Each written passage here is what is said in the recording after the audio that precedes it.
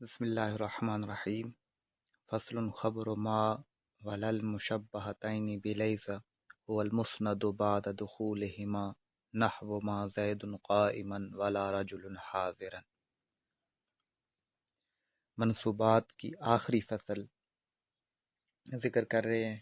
12 فصلیں انہوں نے بتائی تھیں، 12 منصوبات کی اقسام تھیں۔ اب یہ 12ویں قسم یہاں سے بتلا رہے ہیں۔ فرمایا فصل یعنی ہاذا فصل، یہ فصل، خبر ما ولل مشبہتین بلیس،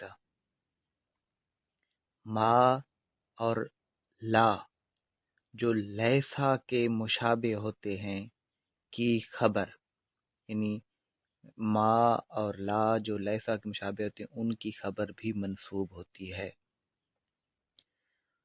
هو المسند بعد دخولہما، هو المسند یعنی ما اور لا جو لیسا کے مشابہ ہوتے ہیں ان کی خبر، هو المسند، ما اور لا مشابہ بلیس کی خبر مسند ہوتی ہے بعد دخولہما، ان دونوں یعنی ما اور لا کے داخل ہونے کے بعد، ما اور لا کے داخل ہونے کے بعد ما اور لا کی خبر مسند ہوتی ہے، یعنی اس کی نسبت کی گئی ہوتی ہے۔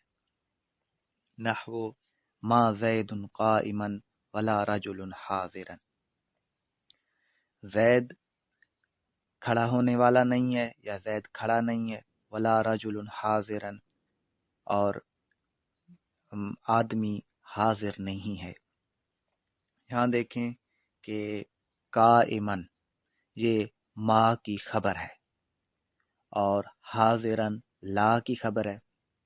اب یہ ما اور لا کے داخل ہونے کے بعد یہ مسند بن رہی ہے، یعنی ان کی نسبت کی جا رہی ہے۔ قائمن کی زید کی طرف نسبت کی جا رہی ہے، حاضرن کی رجل کی طرف نسبت کی جا رہی ہے۔ تو یہ ان دونوں کے داخل ہونے کے بعد مسند ہوئے۔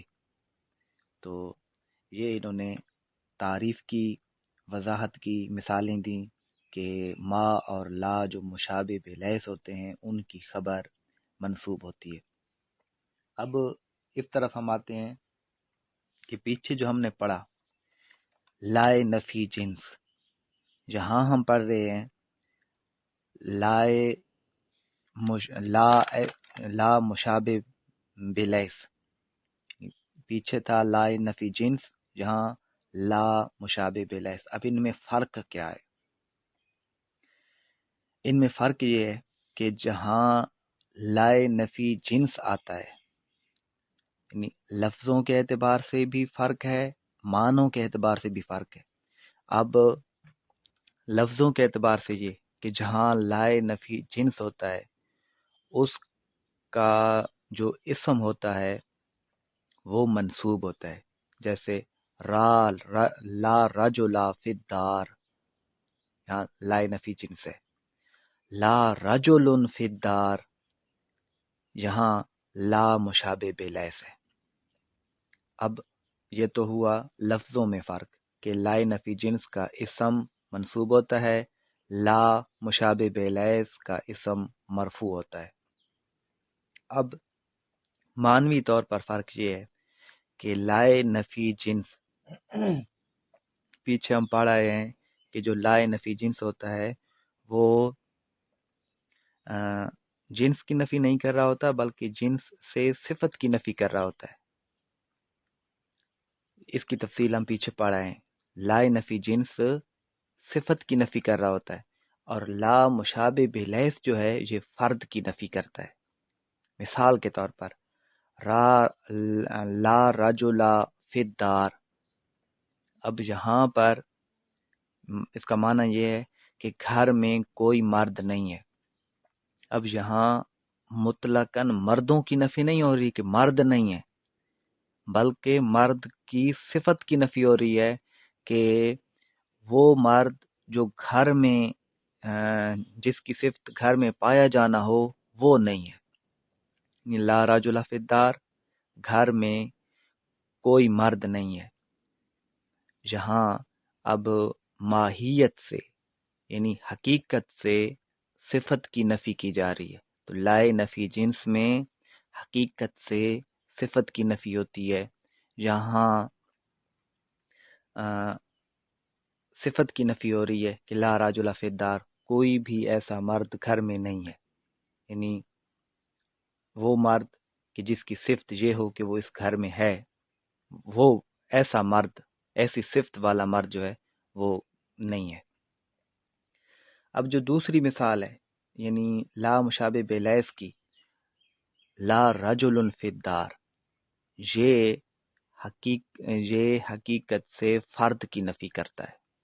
لائے نفی جنس حقیقت سے صفت کی نفی کرتا تھا، لا مشابہ بلیس حقیقت سے فرد کی نفی کرتا ہے۔ لا رجل فی الدار یعنی گھر میں ایک آدمی نہیں ہے، 2 یا 3 یا 4 ہو سکتے ہیں لیکن ایک آدمی نہیں ہے، یعنی فرد کی نفی کر رہا ہے۔ اور لائے نفی جنس جہاں تھا نا لا رجل فی الدار، وہاں یہ احتمال نہیں تھا کہ 2 یا 3 یا 4 ہو سکتے ہیں، بلکہ کوئی بھی نہیں ہو سکتا تھا، صفت کی نفی ہو رہی تھی۔ لائے نفی جنس میں حقیقت سے صفت کی نفی ہوتی ہے، لا مشابہ بلیس میں حقیقت سے فرد کی نفی ہوتی ہے۔ اب آتے ہیں اس طرف کہ یہ ما اور لا یہ لیسا کے مشابہ کیوں ہیں، کن وجوہات کی بنا پر یہ لیسا کے مشابہ ہیں۔ پیچھے بھی ہم نے پڑھا تھا، مختصراً سمجھ لیں کہ دو چیزوں کی وجہ سے، 2 باتوں کی وجہ سے یہ ما اور لا لیسا کے مشابہ ہیں۔ ایک تو جس طرح لیسا نفی کے معنی دیتا ہے، ما اور لا بھی نفی کے معنی دیتے ہیں۔ دوسرا یہ کہ جس طرح لیسا مبتدا اور خبر پر داخل ہوتا ہے، اسی طرح ما اور لا بھی مبتدا اور خبر پر داخل ہوتے ہیں۔ ان 2 وجوہات کی بنا پر ما اور لا لیسا کی مشابہ۔ آگے فرمایا وَإِن وَقَعَ الْخَبْرُ بَعْدَ إِلَّا نَحْوُ مَا زَيْدٌ إِلَّا قَائِمٌ أَوْ تَقَدَّمَ الْخَبْرُ عَلَى الْإِسْمِ نَحْوُ مَا قَائِمٌ زَيْدٌ أَوْ زِيدَتْ إِن بعد ما نحو ما إن زيد قائم بطل العمل كما رأيت في الأمثلة۔ اب یہاں سے 3 باتیں ایسی بتا رہے ہیں کہ اگر ما اور لا کی خبر میں وہ چیزیں 3 نہ پائی گئیں تو پھر ما اور لا عمل نہیں کرتے۔ پہلے تو یہ سمجھیں کہ ما اور لا کب عمل کرتے ہیں۔ ما اور لا تب عمل کرتے ہیں جب ان کے اندر 3 چیزیں پائی جائیں۔ ان 3 چیزوں میں سے ایک یہ کہ نفی کا معنی پایا جائے، دوسری چیز یہ کہ ترتیب پائی جائے، تیسری چیز یہ کہ ایلا یا اتصال پایا جائے۔ پہلی چیز یہ کہ نفی کا معنی پایا جائے، یعنی ما اور لا نفی کے معنی دے رہے ہوں۔ دوسری چیز یہ کہ ترتیب قائم ہو، یعنی ما اور لا کا اسم پہلے ہو اور خبر بعد میں ہو، یہ ترتیب باقی رہے گی تو یہ عمل کریں گے۔ تیسری چیز یہ کہ ما اور لا اور ان کی اسم اور خبر کے درمیان کوئی فاصلہ نہ ہو، جس طرح اوپر انہوں نے پہلے بتایا نا، جو پہلی مثال دی ما زید قائما ولا رجل حاضرا، تو لا اور ما اور ان کی جو خبر ہے اسم کے علاوہ کسی شے کا فاصلہ نہ ہو، یعنی ایلا پایا جائے، اتصال پایا جائے۔ اگر یہ 3 چیزیں نہیں ہوں گی تو پھر ما اور لا عمل نہیں کرے گا۔ اب یہاں تینوں یہ شرطیں جو میں نے گنوائی ہیں کہ جو ہوں گی تو یہ عمل کریں گے، ان تینوں چیزوں کو اب ایک ایک کر کے توڑیں گے۔ اگر کہ فلاں شرط یعنی نفی کا معنی نہ پایا جائے تو پھر بھی یہ عمل نہیں کرتا، ترتیب نہ پائی جائے تو پھر بھی عمل نہیں کرتا، فاصلہ آ جائے تو بھی عمل نہیں کرتا۔ فرمایا وَإِن وَقَعَ الْخَبْرُ، اگر خبر واقع ہو بعد اللہ کے بعد، یعنی ما اور لا کی خبر اللہ کے بعد واقع ہو، نحو ما زید الا قائم، جیسے ما زید الا قائم۔ اب قائم جو ہے یہ ما کی خبر ہے، زید تو اس کا اسم بن رہا تھا، لیکن قائم جو خبر بنی تھی یہ اللہ کے بعد واقع ہو رہی ہے۔ اب اللہ کے بعد جب واقع ہو رہی ہے تو یہاں پر یہ مرفوع پڑھی جا رہی ہے، حالانکہ اس کو منصوب ہونا چاہیے تھا۔ منصوب نہیں ہے اس وجہ سے کہ اللہ درمیان میں آ گیا۔ اب اللہ نے کیا کیا؟ اللہ نے نفی کے معنی کو ختم کر دیا۔ اب معنی دیکھیں کہ ما زید الا قائم، نہیں ہے زید مگر کھڑا ہونے والا، یعنی زید کھڑا ہونے والا ہی ہے، زید ہی کھڑا ہے، نفی کا معنی نہیں پایا جاتا۔ ما زید الا قائم، نہیں ہے زید مگر کھڑا ہونے والا، یعنی زید ہی کھڑا ہے، نفی کا معنی جب نہیں پایا گیا تو ما نے اپنی خبر پر کوئی عمل نہیں کیا۔ اور اس صورت میں جو ترکیب کی جائے گی ما زید الا قائم میں، ما ملغا عن العمل پڑھا جائے گا، ما مشابہ بلیس ملغا عن العمل، زید مبتدا الا حرف استثناء قائم خبر، مبتدا اپنی خبر سے مل کر جملہ اسمیہ خبریہ ہوا، یعنی یوں ترکیب کی جائے گی۔ اب زید اور قائم کو ما کا اسم اور خبر نہیں بنایا جائے گا، اس لیے کہ ما تو یہاں عمل کر ہی نہیں رہا۔ ملغا عن العمل کا مطلب یہ کہ عمل سے روک دیا گیا ہے، تو جب عمل سے روک دیا گیا تو اسماء کو ان کا اسم اور خبر نہیں بنائیں گے، بلکہ وہ مبتدا خبر ہی بنیں گے۔ او تقدم الخبر علی الاسم نحو ما قائم زید، یا خبر اسم پر مقدم ہو، یعنی ما اور لا کی خبر ما اور لا کے اسم پر مقدم ہو، نحو ما قائم زید۔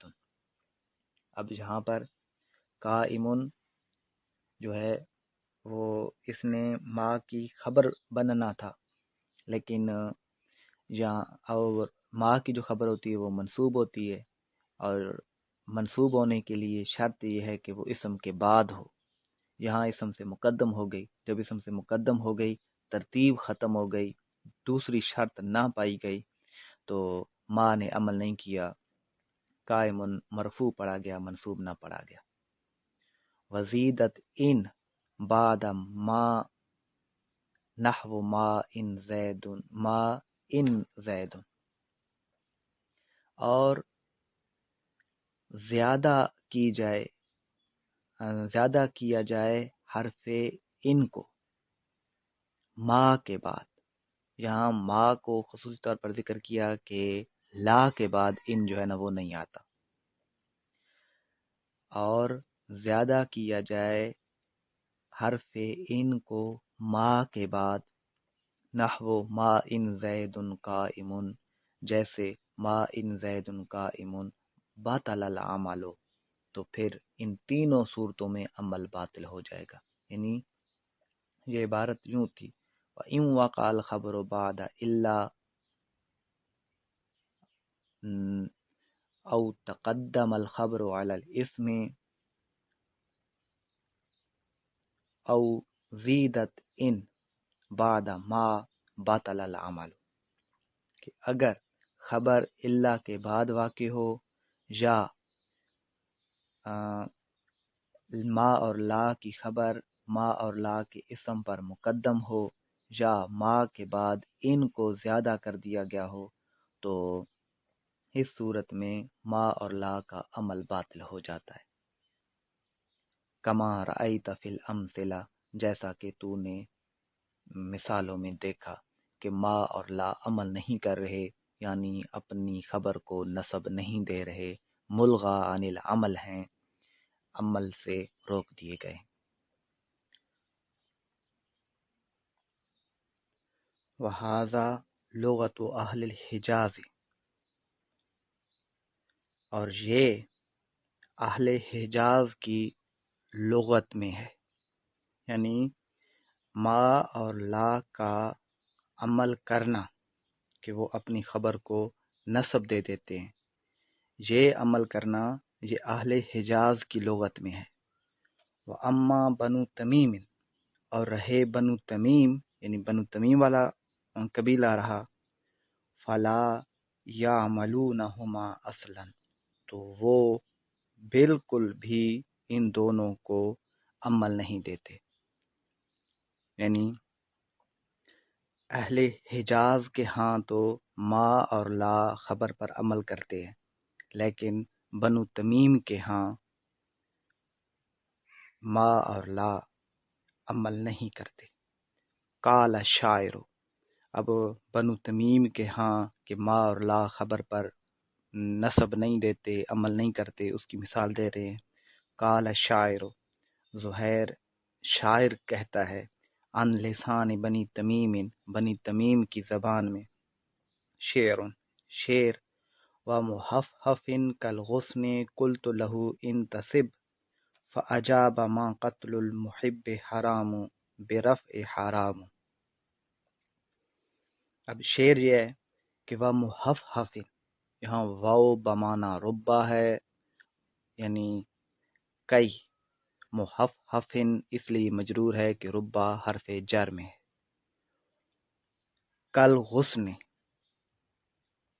یہ غصن شاخ کو کہتے ہیں، وہ محفحف کل غصن، اور کئی پتلی کمر والے جیسے کہ شاخ ہوتی ہے، یعنی شاخ کی طرح پتلی، کئی پتلی کمر والوں سے قل تو میں نے کہا، یعنی کئی حسین لوگوں سے میں نے کہا، کئی ایسے لوگوں سے جن کی کمر پتلی تھی ان سے میں نے کہا، قلت لہو، اس سے میں نے کہا، انتصب، تو نسبت بیان کر، یعنی پتلی کمر والے، شاخ کی طرح پتلی کمر والے سے میں نے کہا کہ تو اپنی نسبت بیان کر، تو اپنا تعارف کرا کہ تو کس قبیلے سے تعلق رکھتا ہے۔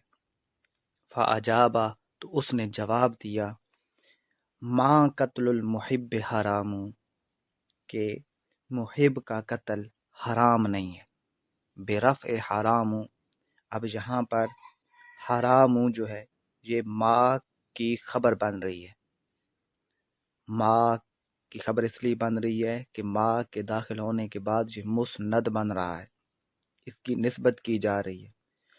اب اس کو منصوب ہونا چاہیے تھا لیکن یہ منصوب نہیں ہے، یہ مرفوع ہے، تو اس وجہ سے مرفوع ہے کہ یہ قبیلہ بنو تمیم کے شاعر ہیں، اور قبیلہ بنو تمیم والے ما اور لا کو کا کوئی کسی قسم کا کوئی عمل نہیں دیتے، کہ ما اور لا عمل نہیں کرتے ان کے ہاں۔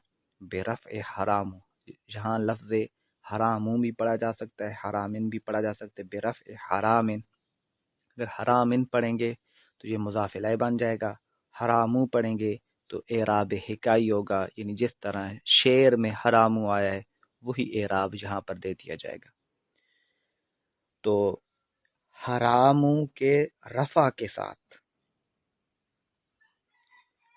شاعر بنی تمیم کی زبان میں یہ کہتا ہے، یعنی مثال دلیل دی ہے کہ حرامو کے رفع کے ساتھ بنو تمیم کی زبان سے شاعر یہ کہتا ہے، اس سے یہ ثابت ہوا کہ بنو تمیم والے بالکل بھی ما اور لا کو عمل نہیں دیتے، یعنی ان کے نزدیک ما اور لا عمل نہیں کرتے۔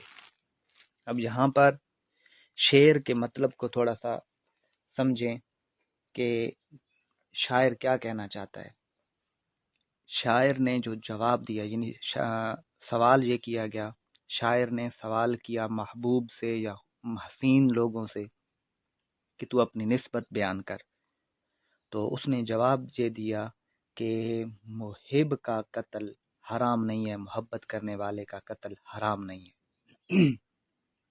یعنی ایک بات تو یہاں پر یہ کہ جس طرح جواب یہ دیا گیا کہ جس طرح میں نے حرام منہ پڑا ہے، ماں کی خبر کو رفع دیا ہے، ماں کی خبر کو نسب نہیں دیا، تو جب ماں کی خبر حراموں کو میں نے رفع دیا ہے تو رفع دینے کی وجہ سے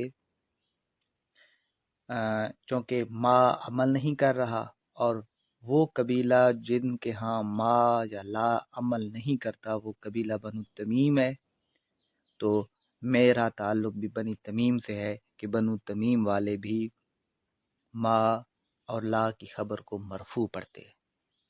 ایک تو جواب کی مناسبت یہ تھی، دوسری یہ کہ جواب یہ دیا کہ میرا تعلق اس قبیلے سے ہے، فعجابہ ماں قتل المحب حرام، تو اس نے جواب دیا کہ محب کا قتل حرام نہیں ہے، یعنی میرا تعلق اس قبیلے سے ہے کہ جس قبیلے کا نظریہ یہ ہے کہ محب کو مار ڈالنا حرام نہیں ہے، مطلب یہ کہ جدائی کر لینا، محب سے ملاقات نہ کرنا اور ملاقات نہ کرنے کی وجہ سے وہ مر جائے، اس کو تکلیف پہنچے، یہ درست ہوتا ہے۔ اور یہ نظریہ رکھنا صرف قبیلہ بنو تمیم والوں کا ہے کہ وہ کہتے ہیں کہ محب کو قتل کرنا، محب کو تکلیف دینا حرام نہیں ہے، ناجائز نہیں ہے، تو میرا تعلق بھی اسی قبیلے سے ہے۔ یعنی ایک تو یہ مانوی طور پر مناسبت ہے۔ تیسری بات یہ کہ اصل میں جو شاعر پوچھ رہا تھا محفحفن کالغصن قلت لہو انتصب کا مطلب یہ کہ تو میری طرف رجوع کر، تو مجھ سے ملاقات کر، تو جواب یہ دیا کہ نہیں، میں آپ کی طرف نہیں آؤں گا، آپ کے ساتھ ملاقات نہیں کروں گا، بلکہ میرا تعلق اس قبیلے سے ہے کہ اپنی جدائی کی وجہ سے میں تجھے تکلیف دوں گا۔ سوال یہ کیا گیا تھا کہ تو رجوع کر، میری طرف آ، مجھ سے ملاقات کر، اے میرے محبوب مجھ سے ملاقات کر، کہ ملاقات اگر تو نہیں کرے گا تو مجھے تکلیف ہوگی، میں مر جاؤں گا، تو اس لیے مجھ سے ملاقات کر۔ تو اس نے جواب یہ دیا کہ اگر تو میری جدائی سے مر جانا چاہتا ہے تو میرا تعلق تو اس قبیلے سے ہے کہ جس میں محب کو قتل کرنا یعنی اپنی جدائی سے اس کو تکلیف دینا یہ حرام نہیں ہے، تو پھر تکلیف میں ہی رہے، تو اذیت میں ہی رہے، کہ میں اس قبیلے کے ساتھ تعلق رکھتا ہوں کہ جس قبیلے میں محب کو تکلیف دینا حرام نہیں ہے۔